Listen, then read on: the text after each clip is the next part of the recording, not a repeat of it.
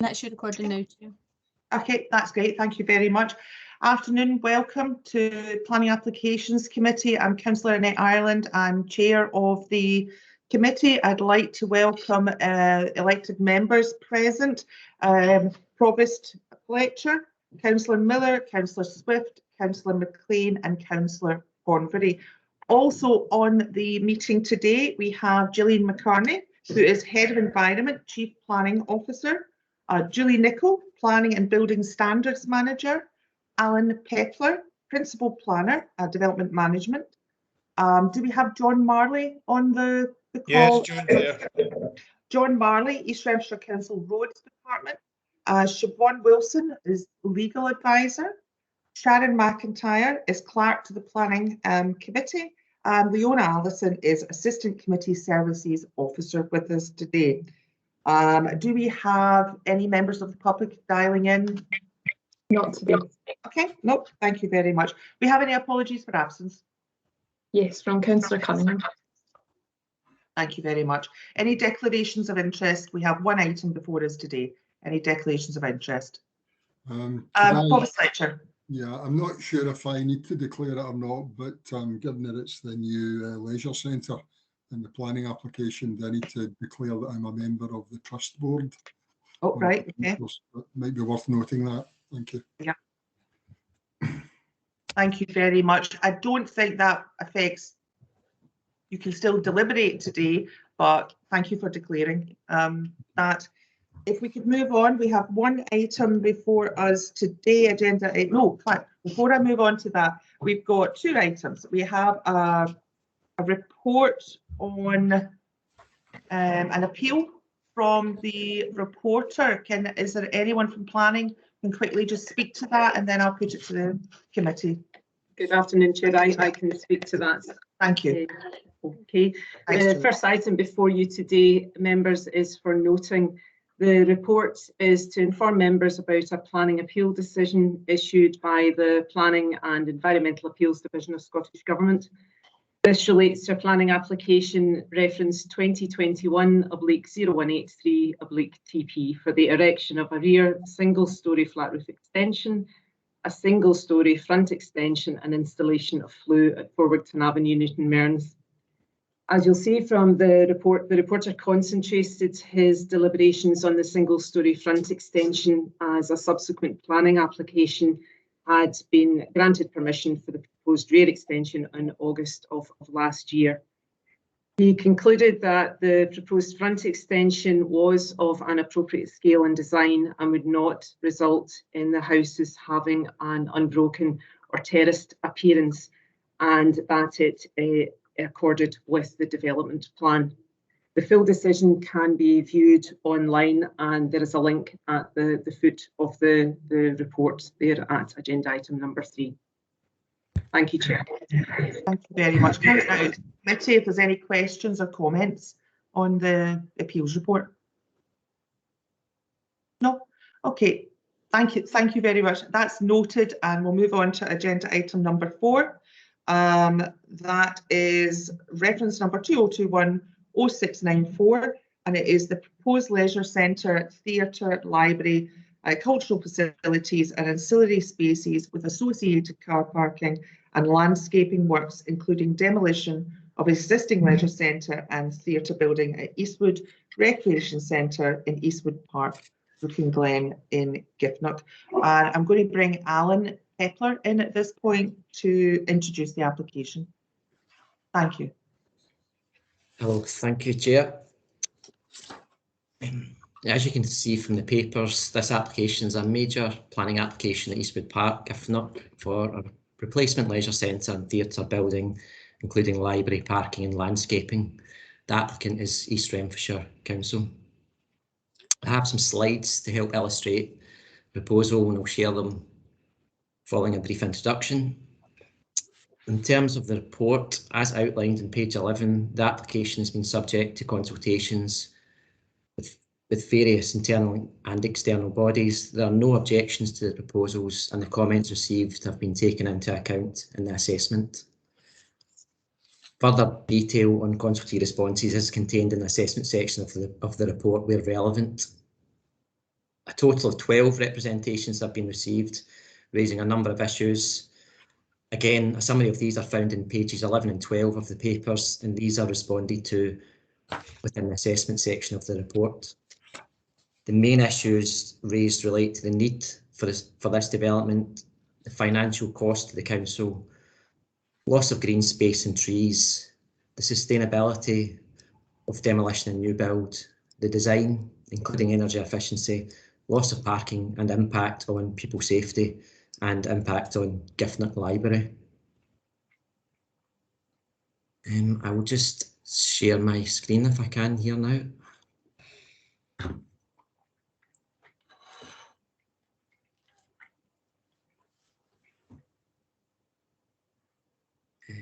you see that okay? Yes. Yes.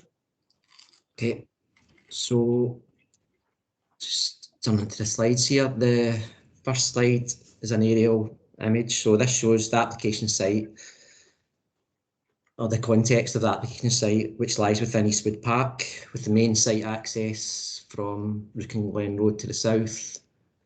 Further pedestrian and cycle accesses from Wood Farm Road to the west and Berry Hill Road to the east.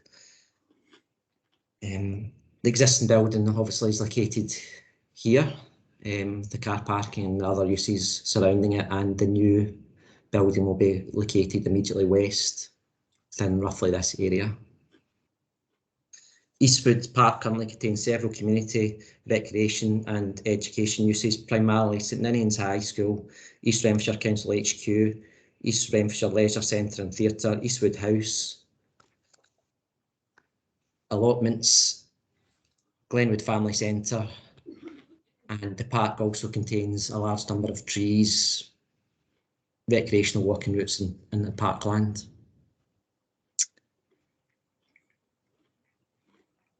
The application site covers primarily the central area of the park, containing the leisure centre and theatre building, some car parking and associated green space. To the north and east are St Ninian's High School and East Renfrewshire Council HQ. To the west are trees, open space and allotments, and to the south, Old House Burn, trees and Eastwood House. To help illustrate the site, I've attached some photos. Photo 1, the larger one, is looking north towards the leisure centre as is. You can see the leisure centre in this location, Eastwood House on the left here. And obviously the new build would be roughly this area. Photo 2 is facing east and shows Eastwood House on the right, and the leisure centre you may be able to see in the background. And photo 3 shows, again, that's facing southwest, and the leisure centre, the new build, would really be in the foreground in this photo.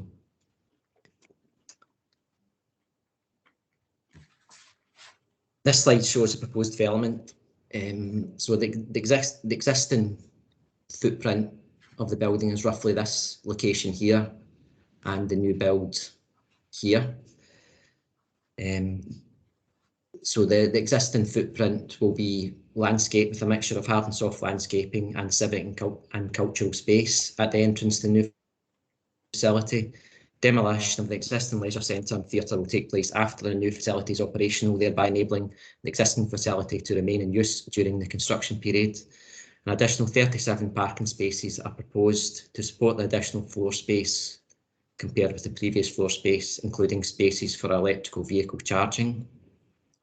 The proposed building covers an area of over 9,000 square metres and is 14 metres at its highest point. The proposed design is contemporary in nature, primarily with a mixture of brick and glass, with particular use of glass and a bespoke roof design for the leisure centre and swimming pool. Sorry, I'll just move on to this one. So this slide shows an image provided by the applicant, which helps to show the proposal in context, especially with Eastwood House, which is here, and the existing facilities, so also the high school and the car parking in this area. The new building is positioned here, and the existing buildings here, so that would be replaced with landscaping and tree planting.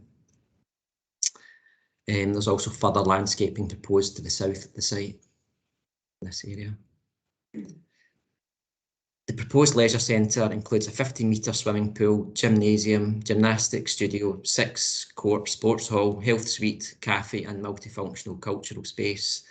The proposal also includes a theatre for up to 350 seating capacity, an associated cafe, bar and a new library. Turning to the assessment, in relation to the relevant policies, of particular relevance is the adopted local plan policies, which are detailed in pages 14 and 15. In terms of the principle of development, it is considered that given the proposal is for a recreational and community development in a public park that is highly accessible and is replacing an existing facility, the proposal is in compliance with the aims of Strategic Policy 1. Furthermore, given that the proposal relates to the improvement and expansion of an existing facility, there is considered to be no conflict with the terms of Strategic Policy 2 and Policy SG7 in terms of the requirement for a sequential approach to site selection. It is noted that the proposal does result in some localised impacts, however, which I will briefly outline. In terms of trees and landscape, the majority of the application site is designated as green network and urban green space in the adopted plan. Policy D8 also applies in terms of a tree preservation order that covers the entire Eastwood Park site. In respect of policies D4 and D5 covering green network and green space, it's noted that the proposed building will be positioned primarily on an area of open space which currently consists mainly of amenity grass interspersed with some trees in the central area and more dense trees to the western edge around this area. Whilst it is noted that the land is used for informal recreation and the development will result in a loss of open green space, it is considered that the proposed development will result in an overall enhancement of the recreational function of Eastwood Park through the provision of enhanced leisure, community and cultural facilities. It's further noted that the existing footprint of the leisure centre and theatre building is proposed to be replaced with open space. As I touched on earlier, that's this area. And a mixture of hard and soft landscaping, potentially creating a more varied recreational offering within the park and more options for use and activities. The proposal also includes additional tree planting and landscaping, which helps to mitigate the loss of green space within the site. It's therefore considered that given the high quality recreation-led development proposed, in addition to mitigation measures, the loss of part of the urban green space and green network in this area is not significant in terms of the impact on landscape character, amenity, connectivity, access or nature conservation interests. If I just move on. In relation specifically to trees and biodiversity, the applicant has submitted a tree survey, arboricultural assessment, ecological survey and also a woodland national vegetation survey in respect of the ancient woodland status relevant to a small portion of the western part of the site. This plan here shows the area which is designated as ancient woodland. So we're obviously more of it to the south, but there's this area in the light green here. It is noted that a total of 19 individual trees, 4 tree groups and parts of 2 further groups are proposed to be removed. In terms of the classification of trees to be removed, it is noted that the majority would be Class A and Class B. Proposals will also result in the loss of a relatively small area of trees designated as ancient woodland. However, it is noted in the arboricultural impact assessment that the quality of some of these areas has already been degraded due to earlier installation of hardstanding and more recent digging activities. Policy D8 states that there will be a strong presumption against development where it would compromise the overall integrity of local biodiversity sites, tree preservation orders and ancient and long established woodland sites. In this regard, it's noted that the proposal is for enhanced leisure, cultural and community facilities in an existing parkland setting. As such, the proposal is considered to be compatible with the overall use of the park as a recreational space and that substantial public benefits will accrue from this development. Furthermore, the applicant is proposing a scheme of enhanced landscaping and tree planting totalling 123 trees with a mix of native and non-native trees and species that attain a range of heights when mature. A total of 42 trees are proposed to be removed. These two plans, I think, quite helpfully illustrate that. So this plan on the left is the trees to be removed. The one on the right shows the replacement or mitigation of tree planting. So taking all of the above into account, given the heavily modified nature of large parts of Eastwood Park, the proposed mitigation measures, including increased tree planting and the recreational and community and health opportunities provided by the proposal, it is concluded that the public benefit of the development in this instance outweighs the loss of the trees and woodland habitat. The proposal is therefore considered to be in compliance with policies D4, D5 and D8 of the adopted local plan. In respect of design, heritage and amenity, the main issues to consider are potential loss of character or amenity and an impact on the setting of the C-listed Eastwood House.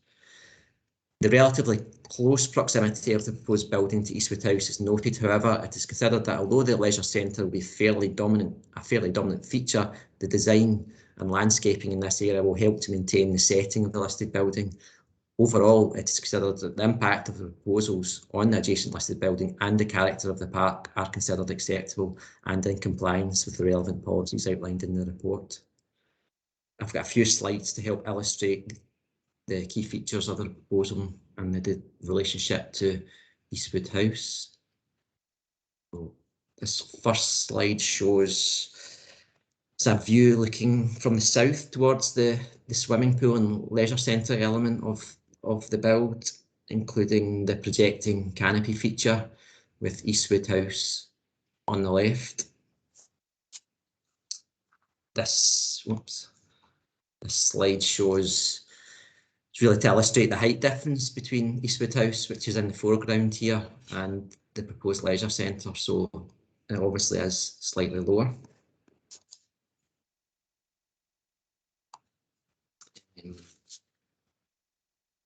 This perspective is from the north side, with the main entrance to the left, and the main elevation here is facing north towards the car parking and Muga pitch.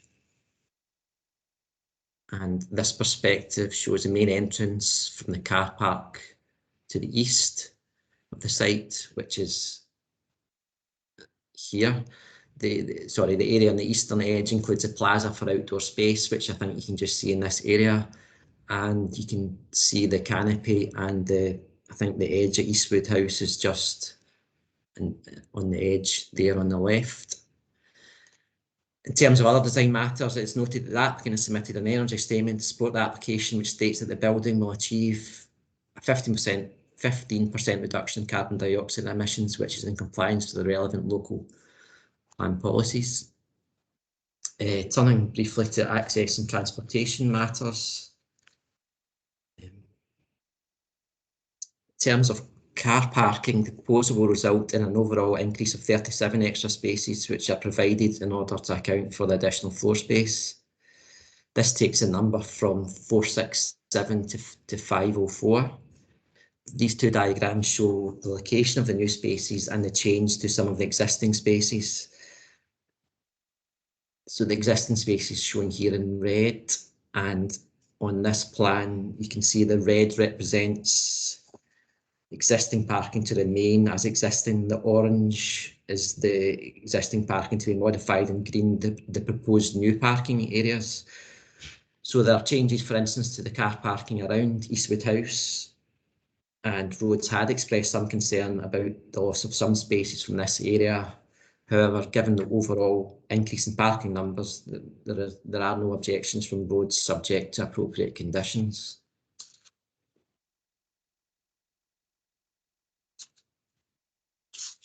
In addition, there's proposed mitigation measures identified in the transport assessment and required by condition to include an increased length for the right turn lane into the site entrance from Rooking Glen Road to address potential queuing traffic, provision of improved cycle connections, rationalisation of drop-off areas, cycle shelters and measures to ensure pedestrian connections are retained.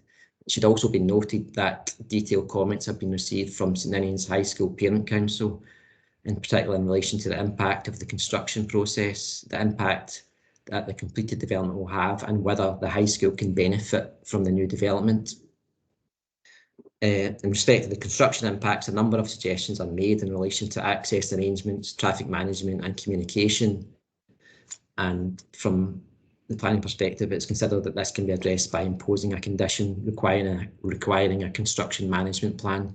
This should enable the points raised by St Ninians High School Parent Council to be taken into account and discussions to take place with the applicant and roads on safety matters. So to sum up, the proposals are considered to be in accordance with the local development plan and the proposed local development plan 2 as set out in the report. And also just to note, in terms of the proposed local development plan 2, which is shortly to be adopted, Eastwood Park is identified as a location where proposals will be supported for improved leisure centre and facilities and remodelling of wider park issues. Overall, while there are some localised impacts, it is considered that the development will provide enhanced leisure and community facilities and will have positive impacts on health, which aligns with national, regional and local plan policies. As such, the recommendation is for approval, subject to conditions. Thank you very much. Thank you. Alan, before I pass over to the committee, I just wanted to say very quickly, and I think the committee will probably share my view, is thank you very much for the additional plans that were provided. It'd be great if we could get a little bit more on each going forward. I think that might be the plan to look at that. So I just wanted to say thank you for attaching those to the report handling for us. I did want to check, did you say that there were 12 representations but no objections? I just wanted to double check that before we pass over. No, sorry, no objections from consultees. Yeah, we did receive objections. Consultees, that's fine. No, that's yeah. fine. So no objection from consultees, but they're okay, that's great. Thank you very much. Can I pass it over to the committee for any questions or comments for the planners? Councillor Miller. Thank you, Chair. Can I ask Alan, talking about the swimming pool, did you say it had a glass roof? To be honest, it's not all glass. I will just go back to the image. It's just I'm asking because as most members know, my wife and family does a bit of swimming, and going into a swimming pool with a glass roof is great in the summertime, but it's not so funny in the wintertime. It's harder to heat. So your heating bills are going to be greater in the wintertime if it's a glass roof. The main element of glass that I was describing is really at the frontage. So it's been designed that there's good views out. So, but obviously the views in are restricted. So that's within the planning and design statement, that it's been designed so that when you're in the swimming pool, you have great views of the park. But it's been designed in such a way that obviously the privacy is retained. The roof, it's not glass as such. Also, within the energy statement submitted, there is reference to the amount of glass within the leisure centre, and so they have taken that into account because it is obviously relevant, you know. And is it an Olympic size swimming pool? I know you said it was a 50 metre, but how many lanes does it have? Does it have that kind of detail in it? Is there 5 lanes or Olympic size, which could be 8? Sorry, I don't know how many lanes. You don't have that.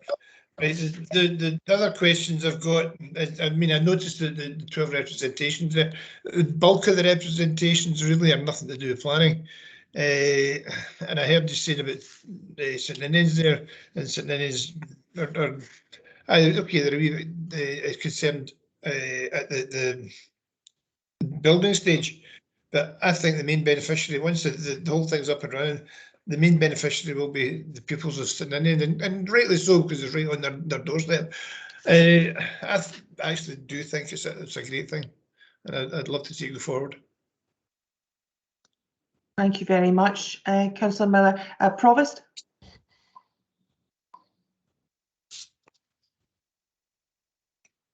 different way of coming here. Thank you very much. Yes, I really am. Obviously, I've had the benefit of being in the trust board of having a number of presentations as we've moved forward and looked at the various comments from the user groups, you know, who are likely to use the leisure centre, and try and see the finished product. And I think it's fair to say that everybody is very enthusiastic about the finished product. I mean, all the councillors on the working group, which was set up by the council, seem very enthusiastic about it, which is trust board members plus local councillors from the Giffnock and Thornliebank area. And I think they've done a very good job of trying to take all the comments on board. As you say, there are always observations and sometimes objections, but I have to say I think it's going in the right place. I'm conscious that there were some councillors who might have preferred it in other locations, principally up in Mearns and wherever, who argued that it was a better site. But my view was always we should try and build it in the park where the existing one is, not least of which I think you know, minimises objections, because it's very difficult to have a sustainable objection when you've had a facility in the park for, you know, canteen years. So I'm delighted to see it going ahead as a replacement within Eastwood Park, and I would just want to say that in the first instance, rather than going somewhere else in East Renfrewshire. I think we should welcome it. You know, as I say, there's been a lot of effort put in to actually take on the comments that have come in from all the, you know, the myriad of user groups that are likely to go in there. And whilst you can never accommodate everybody and everybody's wishes, they've really done a very good job. And even the comment about glass, I mean, one of the major concerns was from some of the ethnic groups who were concerned that people could peer in the window and see ladies swimming. So, you know, all of that has been taken into consideration. As you say, it's, you can see out but not see in. So it will be possible to have specific sessions where women can swim on their own without males being present or looking in the window or whatever. So I just highlight that as an example of you know, the designers trying to go the extra mile to ensure that everybody's on board. I think it's fair enough that St Ninians ask for a degree of priority use, but I guess that's something that the trust will have to consider with all the people who may well ask for a measure of priority, you know, senior citizens, people learning to swim, all that type of thing. There's always competing demands. But, you know, I'm not against the school clearly having a dedicated session that's next door to them, and would certainly enhance the already even better. So I think that's to be welcome. So just, I think most councillors are very excited about it. I know that, like everything else in local government, there's issues of cost and paying for it, and people may well have an issue in cost. But I have to say I was surprised to see it listed as a planning concern, because clearly, you know, the cost of it is something that can be debated in the council if people so wish. But I don't think that's a planning concern, frankly. So I don't think it should even feature in the papers here today. So the cost and the size and all the rest of it, I'm sure, is something that can be discussed and indeed debated in the council chamber in the future when we come to approve capital projects and such like.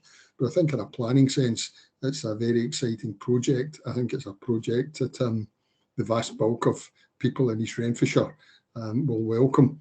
I think many people are looking forward to a replacement leisure centre, both for theatre and for swimming, that brings the council into the, you know, into the new century. But, you know, as I say, the other one is really time expired. So it's good news, and I would certainly support the application. Thank you.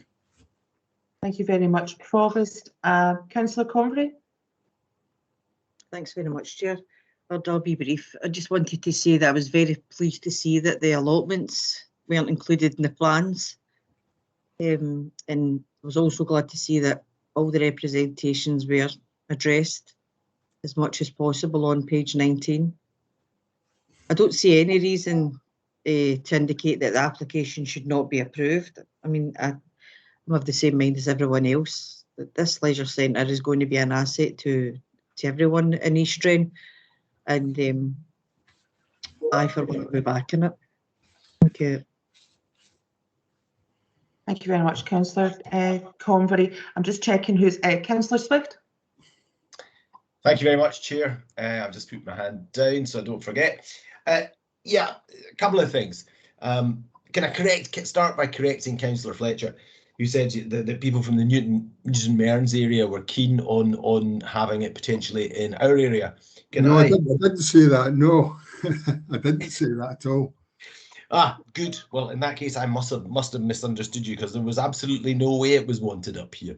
But anyway, never mind. First things first, I agree. The costs are not a planning concern; they are a concern for the full council, and so I do agree with you on that, Councillor Fletcher. They are an issue though, but it's not for discussing here.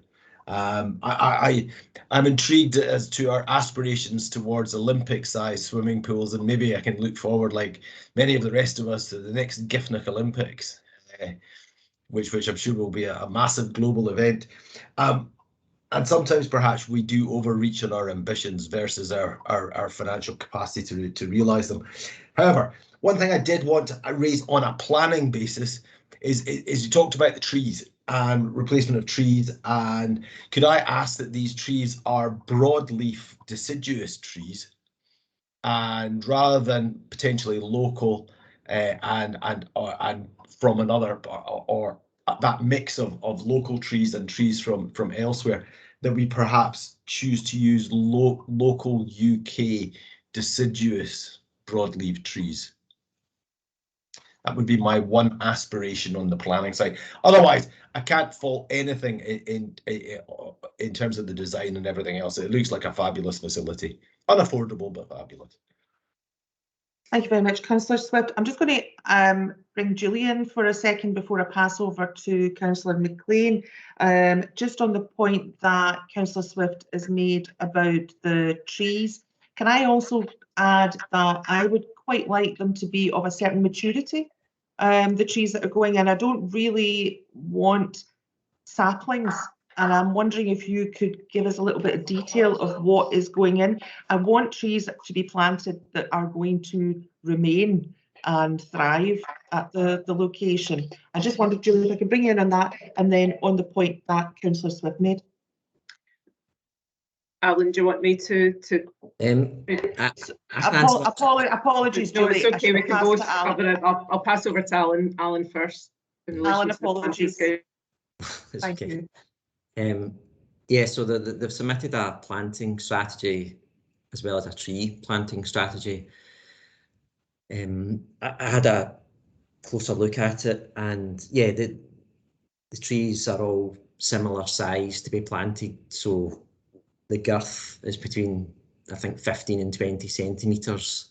So while I'm not a tree expert, I would say that's a standard non-mature type tree, so it's relatively small. There is a mixture of conifers, or sorry, deciduous and non-deciduous trees, some local, some not. So yeah, I mean, it's something that I think we could probably do. Julia, maybe Julie can maybe come back on that, is tweak the condition if needs be, just to specify or require some more information or some revised details on trees. I'm happy to go back based on the comments that have been made around the maturity of the proposed planting, and obviously through Councillor Swift, the type of planting to be included. We can revisit that and pass those comments on to ensure that there is still a good mix of planting. I think the idea of the applicant is to provide some diversity and some interest across that particular area, and there is an acknowledgement that there obviously has been some or various planting done, or bits of planting done over a number of years, but we can certainly revisit that if members would like that to happen. Thank you very much. Thank you, Alan, Julie. Councillor McLean. Thanks very much, Chair. I'd just like to reiterate everyone's comments. I think this is a great idea. And I agree with the Provost comment that this is really the only place this could go. I know there was a lot of options put forward, but this really is the only place for it. I mean, I currently use the gym just now, and I look forward to using the gym when the new one goes up. Just a quick question: do we have any? I've been asked this a few times. Do we have any idea on timescales in this? I don't know if maybe Gillian could come in that one, just on what happens if the plan is approved today. Thank you very much, Councillor McCabe. Gillian, are you able to come in that? I certainly, I think there's you know, not a lot of clarity at the moment as to depending on, because when they start on site depends on whether, you know, the council decides to fund the project. So the planning consent will obviously last 5 years. So it really comes down to the financials of it. Okay, thanks. Okay, thank you very much. Gillian, is there anyone else wishing to come in? I just wanted to say, I think as Councillor Convery said, I was really glad as well to see that the allotments were not part of this application before us today. That was very pleasing to see. And I totally agree with the Provost. It is very exciting. I'm certainly very excited about this. I think it's going to be an absolute invaluable asset for the community. And I can't wait to see it built. But with that, I would like to move that we accept the recommendation to approve planning, if I have a seconder. Councillor Convery, I saw your hand go up first. So seconded by Councillor Convery, unless anyone's otherwise minded. Okay. I'll just, nope, thank you very much. If I can pass back to yourself, Sharon, just to confirm that, please. Thank you. So the decision of the Planning Access Committee is to approve the application, and that's also taking into consideration the points regarding the planting, which was raised earlier in the meeting. Okay, that's great. Thank you very much. I have sent an email round the Planning Committee. Julie has confirmed that a meeting will be held with the Planning Committee and to discuss supplementary planning guidance, so that dates will be sent to us very shortly for that week, starting the 31st of January. So I'm very much looking forward to that meeting. We have a local review body now.